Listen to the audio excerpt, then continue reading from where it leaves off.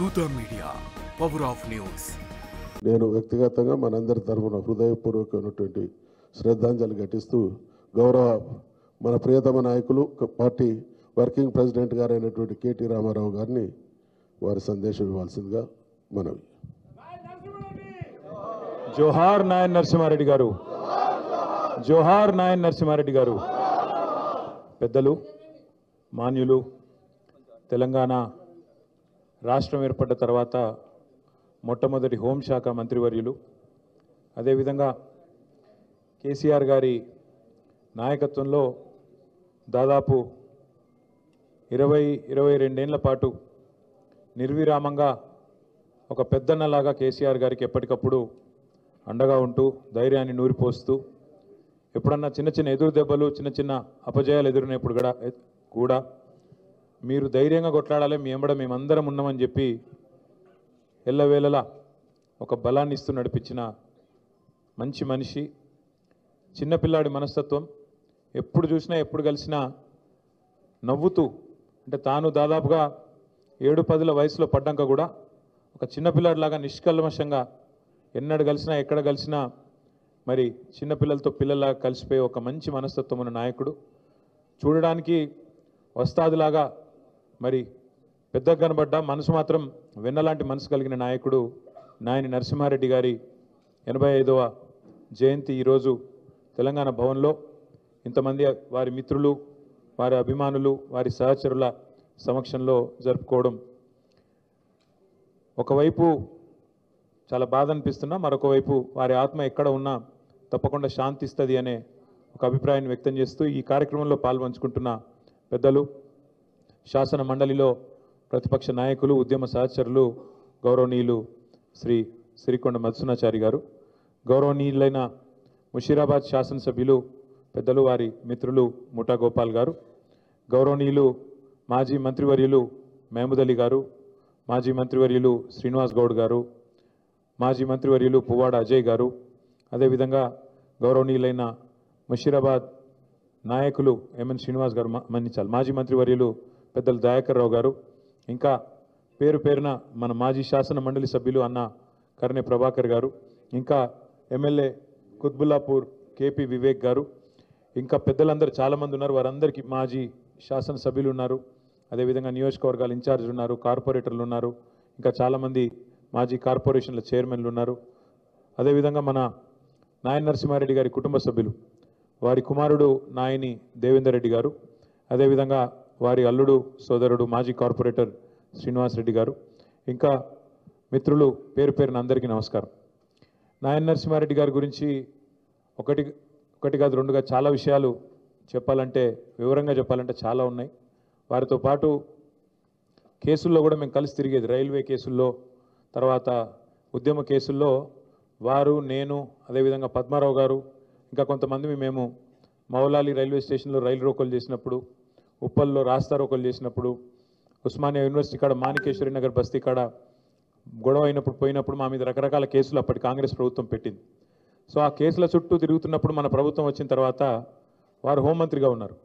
నేను ఒకరోజు అడిగినా, అన్న ఎత్తే రాదే, మీరే హోంమంత్రి, మరి మీరు ఎత్తైపోతే ఇంకెవరు ఎత్తేయాలి మా మీద అంటే, వెంటనే డీజీపీని పిలిచి కేసీఆర్ గారు చెప్పినారు, వెంటనే అన్ని కేసులు ఎత్తేయాలని చెప్పి అన్ని కేసులు, ఉద్యమ కేసులు ఆ రోజు వెంటనే సమీక్షా సమావేశం పెట్టి వారే ఎవరి మీదనైతే కాంగ్రెస్ ప్రభుత్వం ఆనాడు కేసులు పెట్టిందో, ఎవరినైతే ఇబ్బంది పెట్టే ప్రయత్నం చేసిందో ఉద్యమంలో, వారే హోంశాఖ మంత్రిగా మొత్తం ఉద్యమకారులందరి మీద కూడా కేసులు ఎత్తేసే విధంగా వారికి ఆ బాధ్యత అప్పచెప్పింది పెద్దలు కేసీఆర్ గారు. అట్లాగే నాయన్ నరసింహారెడ్డి గారు కార్మిక పక్షపాతి. నేను ఇండస్ట్రీస్ మినిస్టర్గా ఉంటే వారు కార్మిక మంత్రిగా ఉండే, కొంతకాలం కార్మికులు హోంమంత్రిగా ఉన్నా కూడా కార్మికుల ఇష్యూలు తీసుకొని వచ్చేది వారు. నీకెందుకే ఇవన్నీ అంటే, అరే నేను ఎదిగిందే వాళ్ళతోని, కార్మికులే నన్ను లీడర్ చేసిండ్రు, నేను విఎస్టీ నుంచి మొదలు పెడితే ఎన్నో దానిలా నేను కార్మిక సంఘంలోకి వెళ్ళి వచ్చినోడిని, సోషలిస్ట్ నాయకుడిని, నాకెందుకంటే నువ్వు అని చెప్పి లొల్లి పెట్టి, ఎట్టి పరిస్థితుల్లో కార్మికులను పరిశ్రమలు, యాజమాన్యాలు ఎక్స్ప్లాయిట్ చేయొద్దు, వాళ్ళ పొట్టగొట్టొద్దు, శ్రమ దోపిడీ జరగద్దు అని గట్టిగా జీవితాంతం కొట్లాడిన నాయకుడు కార్మిక పక్షపాతి పెద్దలు నరసింహారెడ్డి గారు. వారి గురించి, వారి యొక్క కమిట్మెంట్ గురించి చెప్పాలంటే, వారు సంపాదించింది పేరు, డబ్బు సంపాదించకపోవచ్చు కానీ పేరు మాత్రం అపారంగా సంపాదించారు. ఎంత పేరు ఎట్లా వస్తుందంటే మనిషికి జీవితంలో, నాకు బాగా గుర్తుంది, నేను పెద్దలు కేసీఆర్ గారితో పాటు ఢిల్లీలో ఉన్నా. 2005 సంవత్సరమో 6వ సంవత్సరం కరెక్ట్గా గుర్తులేదు. ఆ రోజు ఇక్కడ కాంగ్రెస్ పార్టీ ఇంకా తెలంగాణలో మనకు తెలంగాణ రాష్ట్రం ఇచ్చే పరిస్థితి లేదు. ఉమ్మడి ఆంధ్రప్రదేశ్లో మన వాళ్ళు ఏదైతే ప్రభుత్వంలో 6 మంత్రులు ఉన్నారో అందులో నరసింహారెడ్డి గారిని ప్రత్యేకంగా అప్పటి ముఖ్యమంత్రి రాజశేఖర రెడ్డి గారు కడప జిల్లాకి ఇన్ఛార్జ్ మంత్రి చేసుకున్నాడు. ఆయన మా జిల్లా, నా సొంత జిల్లా, ముఖ్యమంత్రి జిల్లాకి మీరే ఇన్ఛార్జ్ మినిస్టర్ ఉండాలని చెప్పి ఆయన ఇన్ఛార్జ్ మినిస్టర్గా కూడా రాజశేఖర రెడ్డి గారు నియమించుకున్నారు. అంత ప్రాధాన్యత ఇచ్చేది ఆయన కూడా. అయితే నాయన నరసింహారెడ్డి గారు ఆనాడు అమెరికా టూర్లో ఉన్నారు. పార్టీ ఒక నిర్ణయం తీసుకొని 6 మంత్రులు రాజీనామా చేయాలి, మనం కేంద్ర ప్రభుత్వానికి నిరసన చెప్పాలి, యూపీఏ ప్రభుత్వానికి, కాంగ్రెస్ చేస్తున్న మోసానికి వ్యతిరేకంగా తెలంగాణ ప్రజలకు మనం మళ్ళొక్కసారి పదవులు త్యాగం చేసి ప్రజల దగ్గరికి పోవాలని నిర్ణయం తీసుకున్నప్పుడు 6 మంత్రివర్గంలో మన వాళ్ళు ఉన్నారు, టీఆర్ఎస్ వాళ్ళు ఉంటే 5 ఇక్కడ హైదరాబాద్లో తెలంగాణలో ఉండే, ఒకే ఒక్క నాయన నరసింహారెడ్డి గారు మాత్రం విదేశాల్లో ఉండే ఆ రోజు. కానీ పార్టీ నిర్ణయం తీసుకున్నది నరసన్న మీరు రాజీనామా చేయాలని చెప్పి వారికి ఫోన్లో సమాచారం అందిస్తే, మీరు నేను చెప్పేది నమ్మరు, ఇవాళ రోజుల్లో రాజకీయాల్లో అట్లాంటి పరిస్థితులు చాలా అరుదు. ఒక మంత్రి పదవి ఇచ్చిపెట్టాలంటే అలకట్ ముచ్చట కాదు. అట్లాంటిది నరసింహారెడ్డి గారు అక్కడ మనం ఇక్కడ అర్ధరాత్రి ఫోన్ చేస్తే సొంత దస్తూరితోని, ఆడ అది కూడా లేకుండా, కంప్యూటర్ లేకుండా, ఇంకోటి లేకుండా, సొంత దస్తూరితో తెలుగులో నేను నా మంత్రి పదవికి రాజీనామా చేస్తున్నా అని స్వదస్తూరితోని చేతిరాతతో రాసి ఎక్కడికి పంపించాలి నేనని చెప్పి ఆ హోటల్లో ఫ్యాక్స్ మెషిన్ ఉంటే ఆ ఫ్యాక్స్ మెషిన్ పట్టుకొని రాజ్భవన్కు, ముఖ్యమంత్రికి ఇద్దరికి వెంటనే ఫ్యాక్స్ చేసి మన పార్టీ ఆఫీస్కి ఇంకొక కాపీ ఫ్యాక్స్ చేసి, అన్నా నువ్వు చెప్పినావు, కేసీఆర్ గారికి ఫోన్ చేసి అన్నా నువ్వు చెప్పినావు, ఇగో నేను 5 నిమిషాల్లో రాజీనామా చేసినా అని చెప్పి అమెరికాలో ఉంటే కూడా వెంటనే 5 సెకండ్లు కూడా ఆలోచించకుండా మంత్రి పదవిని అట్లా తీసి పారేసిండు నాయన నరసింహారెడ్డి గారు. అంటే అంత గొప్ప వ్యక్తి. సోషలిస్ట్ ఉద్యమంలో, కార్మిక ఉద్యమంలో, తెలంగాణ ఉద్యమంలో ఒక ఉద్యమ నాయకుడిగా, ఒక ఉద్యమ బిడ్డగా ఎదిగిన వ్యక్తి నాయన నరసింహారెడ్డి గారు.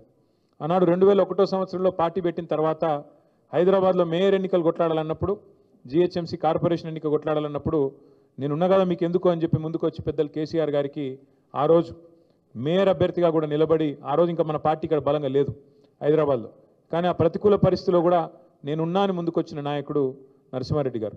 ఎందుకంటే జీవితంలో జయాలు, అపజయాలు, ఎదురు దెబ్బలు ఎన్ని తగిలినా ధీరోదాత్తంగా నిలబడాలి, ముంగటి కోతనే ఉండాలి అనే ఒక సిద్ధాంతాన్ని నమ్మిన నాయకుడు. ఎత్తుకున్న జెండాను దించకుండా మరి మరణించేదాకా కొట్లాడిన నాయకుడు. కేసీఆర్ గారికి ఒక అన్నగా, నరసన్నగా కేసీఆర్ గారు ఎప్పుడు పిలుచుకునేది. ఎక్కడనో నరసన్న అంటే ఆయన వచ్చి ధైర్యం చెప్పే మాటలు, అట్లా కాదన్నా ఇట్లా మస్తుగా చూసినాం, ఇవన్నీ జరుగుతూనే ఉంటాయి, ఎప్పటికప్పుడు ధైర్యం చెప్పేది. అట్లా ఎన్నో గొప్ప అనుభవాలు పెద్దలు కేసీఆర్ గారికి, వారికి ఒక సొంత అన్నదమ్ముల మాదిరిగా కలిసిమెలిసి ఉన్న పరిస్థితి.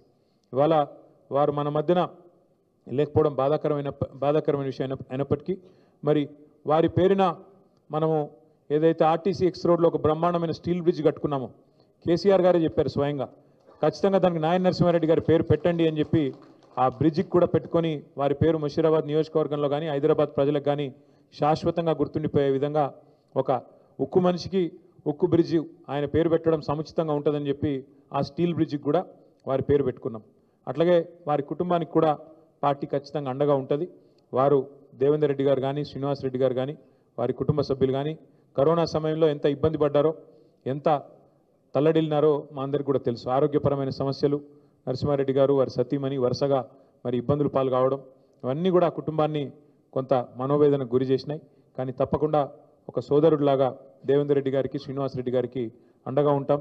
నరసన్న ఆత్మ శాంతికై, కార్మికుల అభ్యున్నతికై, తెలంగాణ అభివృద్ధికై అందరం కూడా మనస్ఫూర్తిగా పాటుపడతాం. కలిసికట్టుగా వారికి కల్పించే నివాళి మనం అదే అవుతుందనే విషయం కూడా తెలియజేస్తూ, వారి సోదరుడు కేసీఆర్ గారు మళ్ళీ తిరిగి తప్పకుండా తెలంగాణ ముఖ్యమంత్రి అయ్యేదాకా మనందరం మళ్ళీ ఎక్కడ వాళ్ళం అక్కడ మన స్థాయిలో శాయశక్తులా కష్టపడదామని చెప్పి మళ్ళొకసారి మీ అందరికి కూడా విజ్ఞప్తి చేస్తూ మరి వారి కుటుంబానికి అండగా ఉంటామని మరొకసారి ఒక్కానిస్తూ మళ్ళీ పేరు పేరున అందరికీ నమస్కారం. నాయన నరసింహారెడ్డి గారికి జోహార్. నాయన నరసింహారెడ్డి గారు. Thank you. For more updates, please subscribe Dutta Media.